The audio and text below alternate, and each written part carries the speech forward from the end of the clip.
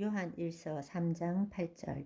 죄를 짓는 자는 마귀에게 속하나니 마귀는 처음부터 범죄함이라.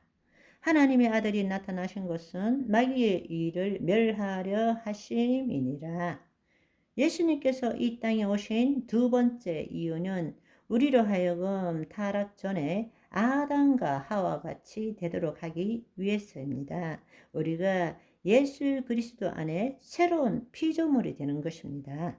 새롭게 창조되었다라는 거예요. 그 말은 새로운 피조물, 새롭게 창조된 존재라는 뜻입니다. 그 일은 하나님의 영이 우리 안에 다시 들어오셨다라는 이야기입니다. 그래서 고린도후서 5장 17절의 말씀을 보시면 그런즉 누구든지 그리스도 안에 있으면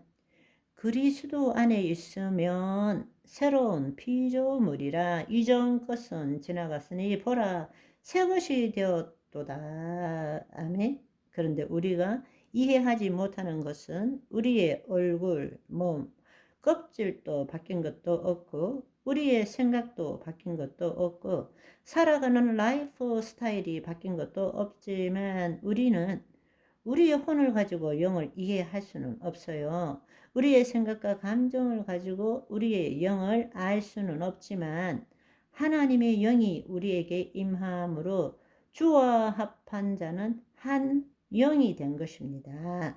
다시금 육적 존재에서 영적 존재가 된 것입니다. 새로운 피조물이 된 것입니다. 이전과 동일하지 않습니다. 생각이 바뀐 것이 없고 감정이 바뀐 것이 없고 육신이 바뀐 것이 없고 라이프 스타일이 바뀐 것이 없어도 놀라운 사실은 이제 하나님이 우리를 통해서 나타나고 계신다라는 것입니다.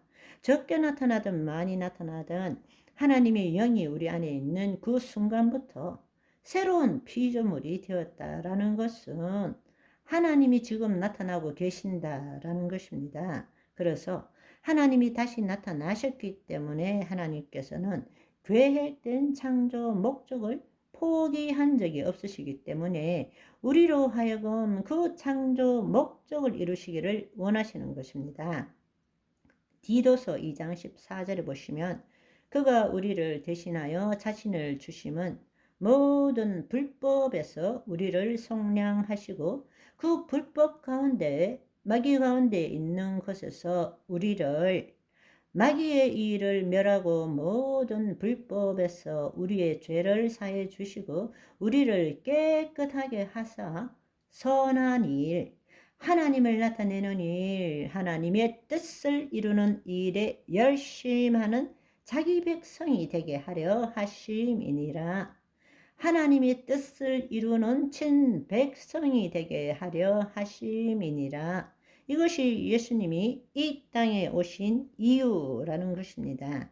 그런데 우리는 그것보다는 우리가 죄인인데 예수님이 이 땅에 오셔서 십자가에 못 박혀 죽으시고 부활하시고 승천하신 그 예수님 믿으면 내 죄를 사함받고 구원 얻었으니까 열심히 신앙생활, 믿음 생활하면서 축복, 형통 누리다가 하늘로 올라가면 천당 간다. 이렇게 믿고 있다라는 것입니다. 똑같은 성경이지만 완전히 다른 복음이 나온다는 거예요.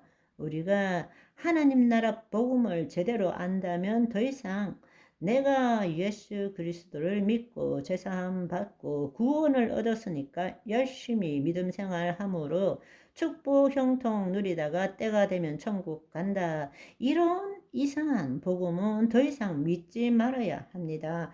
그건 짝퉁 복음이에요. 왜곡된 복음인 것입니다. 우리가 하나님의 자녀이고 첫째 아담이 실패한 그 일을 마지막 아담이신 예수 그리스도 안에서 해 나가는 삶을 살아야 하는 것입니다. 여러분, 그 일이 무엇입니까? 본래 하나님께서 아담과 하와에게 준 것이 생육하고 번성하고 이 땅에서 마귀의 일을 무력화시키고 하나님의 위임된 통치권으로 창조 질서를 만들어내고 우리를 통해서 하나님께서 나타나심으로 하나님께 영광 올려드리는 삶을 사는 거잖아요. 이 출발은 결코 내가가 될 수 없다는 것입니다. 하나님이 출발이 되어야 되는 것이죠. 또 많은 사람들이 이렇게 생각합니다. 그래, 알았어. 네 말대로 마귀 때문이야. 그런데 예수님께서 처음 초림하실 때 마귀들 다 죽여버리고 멸하지 왜 남겨둬 가지고 지금 이렇게 고통 가운데 마귀에게 시달리는 삶을 살게 하느냐. 이게 또 질문이에요. 그런데 듣고 보면 그럴듯해요. 아니, 처음 오셨을 때에 아예 그냥 싹 씨를 말려버리지. 다 죽여버리지. 왜 그냥 남겨둬 가지고 지금도 우는 사자처럼 이 집 저 집 다니고 우리를 이렇게 고통스럽게 하고 질병으로 갖가지의 고난 속에 살게 하느냐는 겁니다. 그런데 여러분들이 이 사실을 알아야 돼요. 재미있는 사실은 예수님께서는 모든 구약의 예언을 이루시는 분이잖아요. 그렇죠? 이사야 61장 1절 2절에 보시면 예수님께서 이 땅에 오신 그 목적에 대해서 예언하고 있습니다. 주 여호와의 영이 내게 내리셨으니 이는 여호와께서 내게 기름을 부으사 가난한 자에게 아름다운 소식을 전하게 하려 하심이라.